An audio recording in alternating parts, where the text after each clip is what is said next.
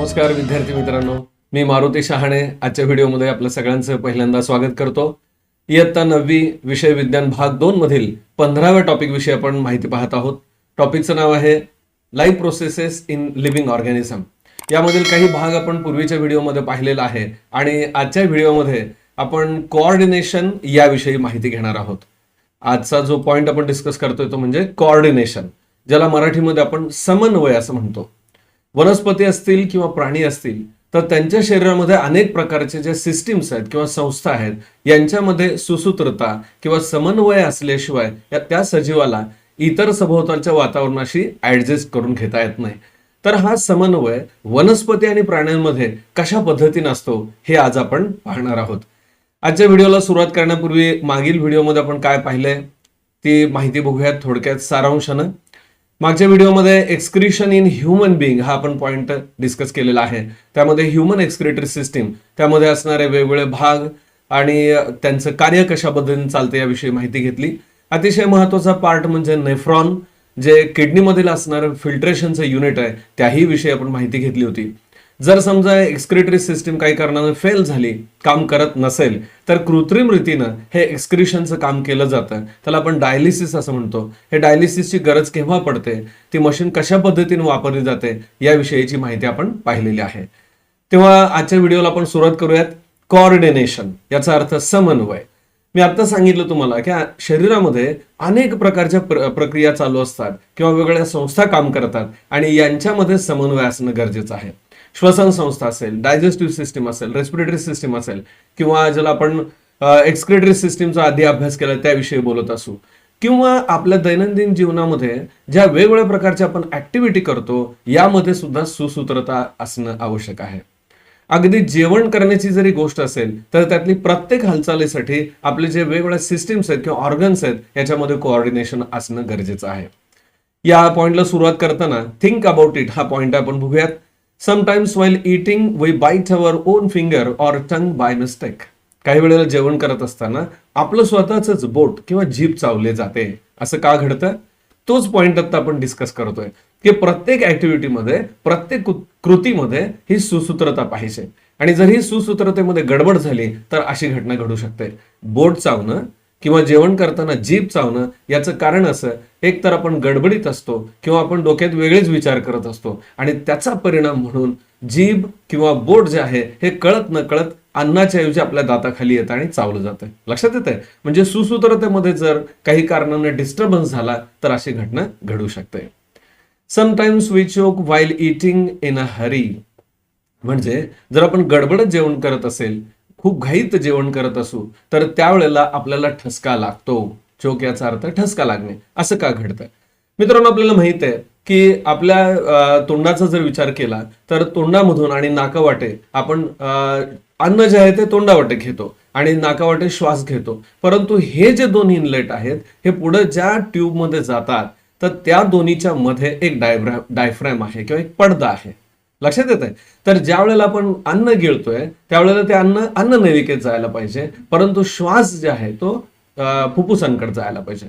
तर मध्ये जो असणारा जो वॉल आहे त्याचं वर्किंग जर प्रॉपर नाही झालं किंवा परत समन्वय त्यामधील जर डिस्टर्ब झाला तर असा ठसका लागू शकतो. म्हणजे अन्नाचा एखादा कण जर चुकून अन्न नलिकेत जाण्याच्या ऐवजी श्वास नलिकेकडे जर वळला गेला तर तो फोर्सफुली बाहेर टाकला जातो आणि त्यालाच ठसका लागणं किंवा आपल्याला खोकला आला असं आपण म्हणतो. एकूण काय की सुसूत्रता किंवा समन्वय हा अतिशय महत्वाचा आहे. अगदी दैनंदिन जीवनात याचा आपल्याला अनुभव येतो. पुस्तकामध्ये काय माहिती आपण बघूयात. Several different organ system function in a multicellular organism.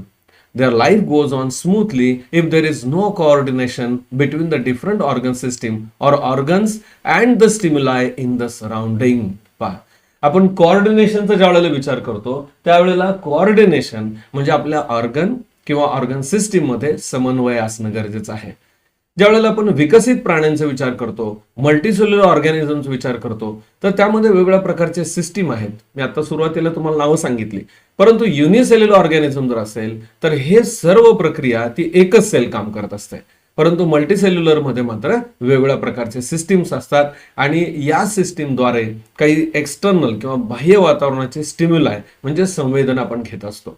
उदाहरणार्थ डोळ्याच्या सहाय्यानं पाहणं असेल, कानानं ऐकणं असेल, जिभेनं चव घेणं असेल, तर हे सगळे बाह्य स्टिम्युलस आपल्या मेंदूपर्यंत पोहोचतात आणि आपण त्याला प्रतिसाद देत असतो. Depending upon this, we can say that systematic regulation of a different process can be called control. पहा, या ज्या वेगवेगळ्या सिस्टीम आहेत यांच्यामध्ये नियंत्रण असणं किंवा कंट्रोल असणं हे आवश्यक आहे. And bring about the different processes in proper sequence can be called as A coordination. याच्यामध्ये दोन भाग आहेत पहा, म्हणजे आपल्याला असं म्हणता येईल, दोन भाग कोणते आहेत तर एक म्हणजे कंट्रोल आहे आणि दुसरं जे आहे ते कोऑर्डिनेशन आहे. कंट्रोल म्हणजे नियंत्रण, वेगवेगळ्या सिस्टीमवरती नियंत्रण असणं हे अत्यंत आवश्यक आहे. आणि दुसरी गोष्ट म्हणजे कोऑर्डिनेशन, याचा अर्थ त्या ज्या घटना आहेत किंवा क्रिया आहेत वेगवेगळ्या सिस्टीम ह्या क्रमवार पद्धतीनं किंवा व्यवस्थितपणे सुरळीतपणे चालू ठेवणं हे अत्यंत आवश्यक आहे. If any activity in the body is to be completed successfully, proper coordination between different systems and organs participating at different steps of that activity is necessary. पहा, एखादी क्रिया जर व्यवस्थितपणे पार पडायची असेल तर त्यामध्ये असणारे ऑर्गन किंवा सिस्टीम हे व्यवस्थितपणे चालणे किंवा एकमेकांमध्ये समन्वय असणं हे अत्यंत आवश्यक आहे. If due to lack of a coordination or some other factor, there is a confusion at any step, the activity may not be get completed. See, due to any cause, if there any disturbance in the organ or the system, the process is not completed properly. जर काही कारणानं या regular चाललेल्या कार्यामध्ये disturbance झाला तर ती प्रक्रिया व्यवस्थित घडत नाही. जे आता आपण उदाहरणं पाहिली ना, की जेवण करत असताना ठसका लागणं किंवा आपलं बोट किंवा जीभ चावली जाणं, म्हणजे त्यातला समन्वय किंवा कोऑर्डिनेशन जो आहे तो डिस्टर्ब झालेला असतो. There should not be any randomness at any step. म्हणजे कोणतीही जी क्रिया घडत असेल त्यामध्ये रँडमनेस म्हणजे अनिश्चितता नको आहे, एका विशिष्ट पद्धतीने ते घडणं आवश्यक आहे. There needs to be a proper coordination between the internal activities of the body resulting from various factors like the body temperature, water level, enzyme level, etc. शरीरांतर्गत जरी आपण विचार केला म्हणजे coordination in between the internal activities of the body resulting various factors. आता आपल्या शरीरामध्ये सुद्धा काही ऍक्टिव्हिटी किंवा कंट्रोलिंग ऍक्टिव्हिटी चालू आहेत. नेमकं याच्यामध्ये कशा समावेश होतो बघा. बॉडी टेम्परेचर, आपलं शरीराचं तापमान हे नियंत्रित राखलं पाहिजे. वॉटर लेवल, शरीरातील पाण्याची पातळीचं. आणि एन्झाईम लेवल, एन्झाईम्स वेगवेगळ्या प्रकारची जी विकर आहेत, म्हणजे शरीराचं तापमान नियंत्रित ठेवणं, पाण्याचं प्रमाण योग्य राखणं किंवा एन्झाईम ज्याला म्हणतो आपण विकर यांचं प्रमाण योग्य ठेवणं, म्हणजे ह्या सगळ्यांवरती नियंत्रण असेल तरच आपल्या शरीराची क्रिया व्यवस्थित चालतील. Or stimuli arising in the surrounding environment, आणि बाहेरचं जे वातावरण आहे त्याच्या अनुषंगानं हे सर्व मेंटेन होणं आवश्यक आहे. Proper coordination between various systems of an organism help to maintain the state of equilibrium. पहा, या सिस्टीम जर सुरळीतपणे व्यवस्थित चालत असतील तरच शरीरामधील संतुलन राखलं जाईल. इक्विलिब्रियम याचा अर्थ काय, स्टेट ऑफ इक्विलिब्रियम म्हणजे शरीराची संतुलित अवस्था. And that is called as A homeostasis. याला शास्त्रीय भाषेमध्ये होमिओस्टॅसिस असं म्हणतो, म्हणजे सुसूत्रता असलेलं किंवा समन्वय असलेली स्थिती. Which is necessary for the optimal efficiency of a body. Optimal efficiency, efficiency याचा अर्थ होतो कार्यक्षमता. इच्छित किंवा इष्ट कार्यक्षमता शरीराची ठेवण्यासाठी ही सुसूत्रता किंवा शरीरामध्ये होमिओस्टॅसिस असणं म्हणजे बॅलन्स्ड सुसूत्रता अवस्था असणं हे अत्यंत आवश्यक आहे. मला वाटतं हा पॉईंट तुम्हाला नक्की कळला असेल.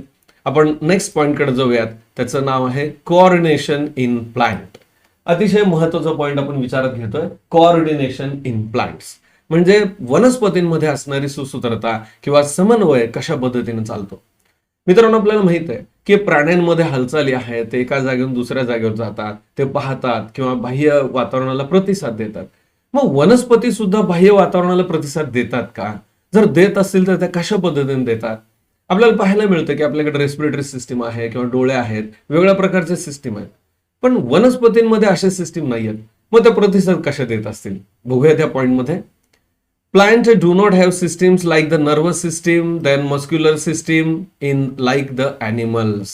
पहा, जसं प्राण्यांच्या बाबतीत आपण पाहतो की त्यांना नर्वस सिस्टीम आहे, मस्क्युलर सिस्टीम आहे, तर अशा सिस्टीम प्लांट्स मध्ये नाहीत. Then how do the plants bring about the movements. मग असं जर असेल तर या वनस्पती त्यांच्या मुवमेंट्स कशा पद्धतीने घडवून आणतात? मित्रांनो, वनस्पतींमध्ये जरी नर्वस सिस्टीम नसेल किंवा मस्क्युलर सिस्टीम नसेल तरी सुद्धा त्यांच्यामध्ये वाढ होण्याची प्रक्रिया चालू आहे. किंवा अजून एक खास गुणधर्म आपल्याला वनस्पतींमध्ये पाहायला मिळतो, तो असा की वनस्पतींमधील सेल त्यांच्यामध्ये असलेल्या पाण्याची पातळी ही बदलतात आणि काही प्रमाणामध्ये त्यांच्या शरीरातील काही भागात हालचाली घडून येतात किंवा ते हालचाल करू शकतात. कोणत्या आहेत बघूयात आपण पुढच्या पॉइंटमध्ये. In plant movements are mainly in the form of responses given to the stimuli. म्हणजे प्लांट्स मध्ये सुद्धा त्यांचा जो प्रतिसाद असतो, ती जी काही संवेदना मिळते बाहेर, त्यानुसार ते दाखवतात. त्यानंतर आपल्याला काही डायग्राम दिलेले पहा. Observe the following figures carefully. आपल्याला इथे दिलेल्या डायग्रामचं व्यवस्थित निरीक्षण करायचं आहे आणि त्याच्या आधारे माहिती पाहिजे.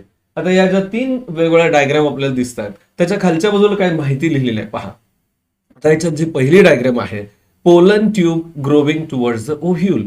पहिल्या डायग्राम मध्ये आपल्याला काय दिसतंय तर पोलन ट्यूब जे आहे त्याची ग्रोथ कशा पद्धतीने होते ते आपल्याला दाखवलंय.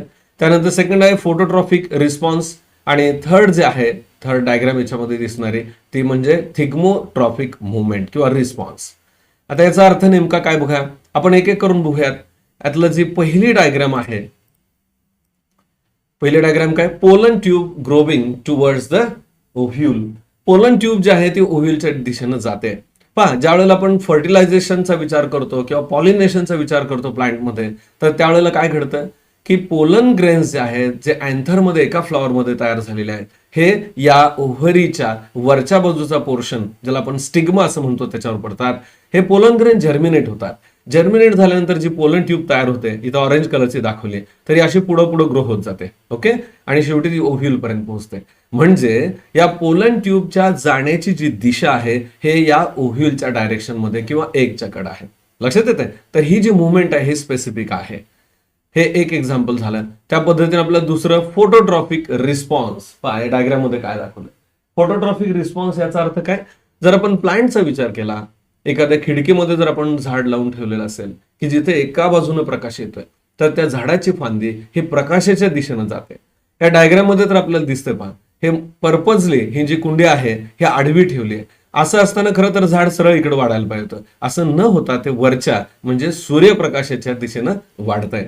ही जी मुवमेंट आहे, प्लांट बेंड टुवर्ड्स द सन, म्हणजे प्रकाशाच्या दिशेने जात आहे. हे असं का घडतंय, कशा पद्धतीने घडतंय, याला नेमकी टर्म काय हे आपण बघणार आहोत. आणि आणखीन एक मुवमेंट इथे जी दाखवली आहे, मला वाटतं माझ्या बसण्याच्या पोझिशनमुळे हे दिसत नाही, मी थोडासा बाजूला येऊन नंतर एक्सप्लेन करतो. पहा, ही जी दुसरी आणखीन एक डायग्राम आहे, तिसरी, ते म्हणजे थिग्मोट्रॉफिक मुवमेंट. आता या मुवमेंटमध्ये थिग्मोट्रॉफिक मुवमेंट याचा अर्थ काय, रिस्पॉन्स. तर काही झाडांच्या बाबतीत ते वेलाच्या स्वरूपात असतात, म्हणजे त्यांच्या स्टेम मध्ये एवढी ताकद नाही की ते सरळ उभारू शकतील. तर अशा प्लांटमध्ये सरळ वाढ होऊ शकत नाही, म्हणून या प्लांट्समध्ये टेंड्रिल्स डेव्हलप होतात, ज्याला मराठीमध्ये तणाव असं म्हणतात. तर हे टेंड्रिल जे असतात स्प्रिंग सारखे, हे टच सेन्सिटिव्ह असतात, त्यांना स्पर्शाची जाणीव असते. त्यामुळे जिथं आधार मिळेल तिथं ते आधार पकडतात आणि ते वेलाची वाढ होते. याचा अर्थ या टेंड्रिलमध्ये किंवा तणावामध्ये स्पर्श याचे ज्ञान किंवा संवेदना असते. मला वाटतंय आता मी जे सांगितलं एक्सप्लेनेशन हे आपल्याला नक्की लक्षात आलं असेल. बघूयात आपण याच्या आधारे पुस्तकात जी माहिती दिली त्याविषयी चर्चा करूयात. Movement or the growth of any part of a plant in response to an external stimulus is called as a tropism. आता आपण विचार करतो तो म्हणजे ट्रॉपिझम किंवा ट्रॉपिक मुवमेंट. अतिशय महत्वाचा कन्सेप्ट आहे ट्रॉपिझम किंवा ट्रॉपिक मुवमेंट ही म्हणजे काय हे आपण बघूयात. पहा, ट्रॉपिझम किंवा ट्रॉपिक मुवमेंट म्हणजे काय, तर movement or the growth of a plant part or the plant in response to the external stimulus. म्हणजे झाडाचा एखादा भाग असेल किंवा त्याची वाढ असेल किंवा ऍक्टिव्हिटी हालचाल असेल, जर एक्सटर्नल स्टिम्युलस म्हणजे बाह्य संवेदनेच्या अनुषंगाने असेल तर त्याला ट्रॉपिझम हा शब्द वापरला जातो किंवा त्याला दुसरं नाव आहे ट्रॉपिक मुवमेंट. आता या ज्या ट्रॉपिक मुवमेंट आहेत त्याच्यामध्ये परत फरक आहेत किंवा वेगवेगळे प्रकार आहेत. म्हणजे एक्सटर्नल स्टिम्युलाय बाह्य संवेदना कोणत्या प्रकारचे आहे त्यानुसार एक एक बघूयात आपण. The shoot system of any plant responds to the light stimulus that is grows toward the source of a light. पहा, पहिलं जे आहे ते लाईट स्टिम्युलसच्या अनुषंगाने प्लांट ग्रोथ होते आणि झाडाची वाढ किंवा फांदीची जी वाढ आहे ही प्रकाशाच्या दिशेने होते. The movement shown by the plant toward the source of light that is called as A phototrophic movement. मला वाटतं अतिशय सोपा कन्सेप्ट आहे, आपल्या नक्की लक्षात येईल. पहा, ह्या फोटोट्रॉपिक जो शब्द तयार झालाय तो कशा पद्धतीने होतोय, तर या फोटोट्रॉपिक शब्दामध्ये ऍक्च्युली दोन पार्ट आहेत. म्हणजे दोन पार्ट कुठले आहेत, तर एक आहे फोटो आणि दुसरा जो पार्ट आहे तो ट्रॉपिक. आता इथं फोटो याचा अर्थ लाईट आणि फोटोट्रॉपिक फोटोच्या म्हणजे लाईटच्या अनुषंगानं त्या दिशेनं होणारी हालचाल, म्हणून फोटोट्रॉपिक मुवमेंट. त्यानंतर the root system of a plant respond to stimuli like the gravitation and the water. जसं खोडाच्या बाबतीत आपण सांगितलं, झाडाच्या वरच्या दृष्टीने आपण बोलतोय की प्रकाशीय दिशेने वाढवते. जर रूट सिस्टीमचा विचार केला तर रूट हे ग्रॅव्हिटीच्या दिशेनं, गुरुत्वाकर्षणाच्या दिशेनं जातात आणि त्याचबरोबर त्याची मुवमेंट ही पाण्याच्या दिशेनं सुद्धा असते. Okay, so response to the stimuli like the gravitation and the water, पाणी आणि गुरुत्वाकर्षणाच्या दिशेनं मुळं जातात. These responses are called gravitropic movement. Gravitropic हा शब्द कसा तयार झाला असेल, तर ह्याच्यामध्ये परत दोन भाग सांगता येईल आपल्याला. ग्रॅव्ही याचा अर्थ ग्रॅव्हिटेशन, लक्षात येते, गुरुत्वाकर्षणाच्या दिशेने असणारी हालचाल. And second one is the hydrotropic movement. Hydrotropic पाण्याच्या दिशेने होणारी हालचाल रिस्पेक्टिव्हली. मला वाटतं हा पॉईंट नक्की आपल्याला कळाला असेल. Then movement shown by the plants in response to the specific chemicals is called as a chemotropic. प्लांटमध्ये काही केमिकलच्या आधारे किंवा केमिकलला रिस्पॉन्स म्हणून मुवमेंट होतात, त्याला काय म्हणायचं, किमोट्रॉफिक मुवमेंट. आपण सुरुवातीला एक्झाम्पल पाहिलं पहा, कोणतं, की या पॉलिनेशन प्रोसेसमध्ये किंवा फर्टिलायझेशन प्रोसेसमध्ये पोलन ट्यूब जे आहे ती बरोबर ओव्ह्यूलच्या डायरेक्शन ग्रोथ होते. म्हणजे हा केमिकल रिस्पॉन्स असतो, म्हणून त्याला किमोट्रॉफिक मुवमेंट असं म्हणायचं. For example the growth of the pollen tube towards the ovule, मी आता जस्ट सांगितलं तुम्हाला. So all the above mentioned movements of plants are related with a growth. Hence, these are or all such movements accordingly collectively called the growth relevant movements. या ज्या सर्व झाडांच्या बाबतीतल्या हालचाली आहेत किंवा बदल आहेत हे वाढीशी संबंधित आहेत, म्हणून वृद्धी संलग्न हालचाली असं मराठीमध्ये त्याला काय म्हणतात. मराठीमध्ये काय म्हणतात, वृद्धी संलग्न हालचाली, म्हणजे वाढीशी संबंधित असणाऱ्या हालचाली. डू यू नो, आपल्याला काही इन्फॉर्मेशन दिलेली आहे त्याविषयी आपण बघूयात. Tendrils of the climbers are sensitive to touch. इथं शब्दाला आहे टेंड्रिल्स. टेंड्रिल्स याचा अर्थ तणाव किंवा ज्याला अगारी म्हणतो आपण, म्हणजे वेलामध्ये जे स्प्रिंग सारखे आधार घेण्यासाठी जे भाग येतात त्याला टेंड्रिल्स म्हणतात आणि हे सेन्सिटिव्ह असतात टच साठी, त्यांना टच समजतो. A hormone called auxin produced in the apical part of the shoot help in the enlargement of a cell. A hormone called auxin, hormone ज्याला संप्रेरक म्हणतो. झाडांच्या खोडामध्ये अगदी शेंड्याला त्याच्या पुढच्या बाजूला एक हॉर्मोनचं सिक्रेशन होतं किंवा संप्रेरक स्त्रवलं जातं, त्याचं नाव ऑक्झिन. आणि ह्याचं काम काय, तर अपायकल जो पार्ट आहे म्हणजे शेंड्याचा जो झाडाचा भाग आहे त्याची सेल एनलार्जमेंट करणं किंवा त्याची वाढ होण्यासाठी ते उपयोगी पडतं. Then hormones like gibberellins help in the elongation and cytokinins help in the cell division. पहा, आणखीन दोन हॉर्मोन अतिशय महत्वाची इथं सांगितलेले आहेत. एक हॉर्मोन ज्याचं नाव आहे जिब्रेलिन, तर हे जिब्रेलिन्स जे आहेत help in the stem elongation, खोडाची वाढ होण्यासाठी, झाडाचं जे खोड आहे म्हणजे झाडाची उंची म्हणता येईल, हे वाढण्यासाठी कुठलं हॉर्मोन काम करतं, जिब्रेलिन. आणि दुसरं हॉर्मोन त्याचं नाव सायटोकायनिन, त्याचा उपयोग कुठं होतो, सायटोकायनिन हे सेल डिव्हिजनसाठी उपयोगी आहे. सेल डिव्हिजन म्हणजेच ज्याला आपण मराठीमध्ये पेशी विभाजन म्हणतो, म्हणजे वाढ होण्यासाठी पेशींची संख्या वाढली पाहिजे आणि हे होण्यासाठी सायटोकायनिन पाहिजे. The hormone abscisic acid is effective in prevention and retardation of growth, leaf wilting etcetera. आणखीन एक हॉर्मोनचं नाव सांगितलंय, हॉर्मोन लाईक ऍब्सिसिक ऍसिड. हॉर्मोनचं नाव आहे ऍब्सिसिक ऍसिड आणि हे ऍब्सिसिक ऍसिड आहे हे दोन महत्वाचे रोल प्ले करतं. एक म्हणजे prevention and retardation of growth, म्हणजे विशिष्ट कालावधीनंतर एखाद्या प्लांटच्या भागाची वाढ थांबवली पाहिजे, तर वाढ कंट्रोल करणं, थांबवणं, याच्यासाठी हे ऍब्सिसिक ऍसिड काम करतं. किंवा लीफ विल्टिंग, झाडामध्ये जे पान गळती म्हणतो ना आपण, पानगळ होते, हे पानं विशिष्ट कालावधीनंतर गळून पडण्यासाठी झाडापासून वेगळी करण्याचा रोल, महत्वाचा रोल आहे तो ऍब्सिसिक ऍसिड मार्फत केला जातो. मला वाटतं हा कन्सेप्ट आपल्या नक्की लक्षात आला असेल.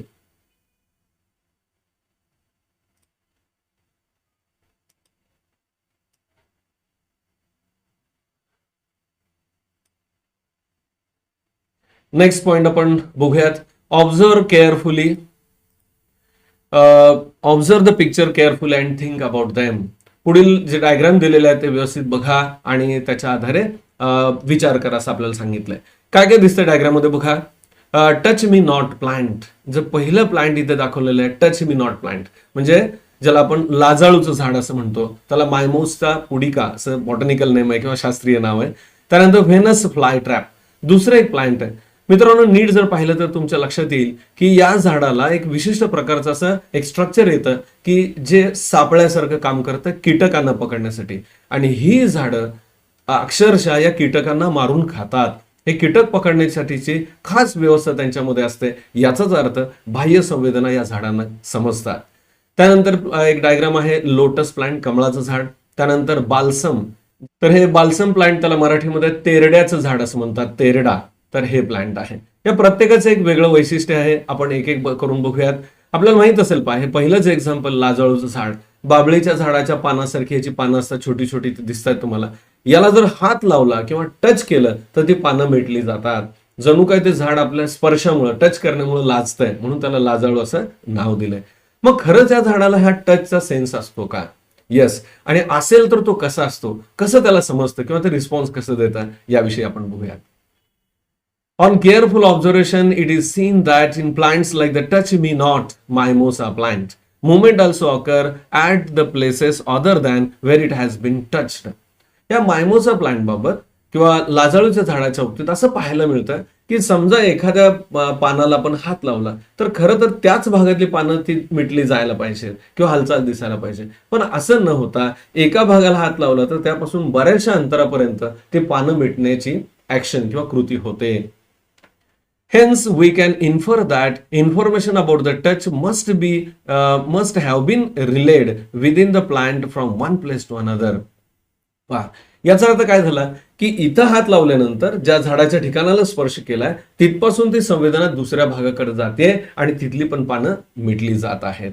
So plant use electrochemical impulses for the transfer of information from one place to another. याच्यावरून आपल्याला असं कन्क्लुजन मिळतंय की प्लांट्स मध्ये सुद्धा एका भागातली संवेदना ही दुसऱ्या भागापर्यंत पोहोचवली जाते. आणि कशा पद्धतीने जाते तर in the form of electrochemical impulses. Electrochemical याचा अर्थ विद्युत रासायनिक संकेताच्या मार्फत पाठवली जाते. Plant cells change their shape by increasing or decreasing their water content and thereby bring about the movement of a plant. मी सुरुवातीला सांगितलं होतं अतिशय महत्वाची ऍक्टिव्हिटी आहे. प्लांट सेल जे आहेत ते त्यांच्यामधील पाण्याचं प्रमाण कमी अधिक करून त्यांचा आकार बदलतात आणि त्यामुळे सुद्धा काही हालचाली आपल्याला पाहायला मिळतात. Some specific movements of the plant do not lead to the plants growth. Such movements are called as a growth irrelevant movements. आता आपण एक पॉइंट अगोदर पाहिला होता ग्रोथ रिलेव्हंट मुवमेंट्स, आणि आता पाहतोय ग्रोथ इरिव्हेलंट मुवमेंट्स. म्हणजे काय तर काही मुवमेंट प्लांट मधल्या या त्यांच्या वाढीशी निगडीत आहेत. सुरुवातीला आपण चर्चा केली, पण आता आपण असं विचार करतोय की वाढीचा संबंध नाहीये, म्हणजे वृद्धी असंलग्न अशा त्यांच्या हालचाली आपल्याला झाडांमध्ये पाहायला मिळतात. काय म्हणतो मी, वृद्धी असंलग्न म्हणजे वाढीचा संबंध नाही पण हालचाली पाहायला मिळतात. जसं आता मी सांगितलं की मायमोसा प्लांटच्या बाबतीत. As a response to the change in surrounding, plant hormones bring about the various movements in a plant. खूप महत्वाचा पॉइंट हा, म्हणजे वातावरणामध्ये किंवा सभोवताली जे काही बदल होत आहेत त्यानुसार हॉर्मोनच्या आधारे प्लांटमध्ये काही हालचाली घडतात. In plant like the Venus flytrap, there is a trap and appears and smells like the flowers and deceives the insects. ही जी माहिती आपण पाहतोय ती म्हणजे व्हीनस फ्लायट्रॅप हे प्लांट. व्हीनस फ्लायट्रॅप म्हणजे काय याची माहिती आपण डायग्रामच्या आधारे समजून घेऊयात म्हणजे आपल्या पक्क लक्षात येईल. मी काय सांगतो इथं तर व्हीनस फ्लायट्रॅप हे प्लांट. आपण आता डायग्राम पाहिली इथं वरच्या बाजूला तुम्हाला ती डायग्राम दिसते मध्यभागी व्हीनस फ्लायट्रॅप.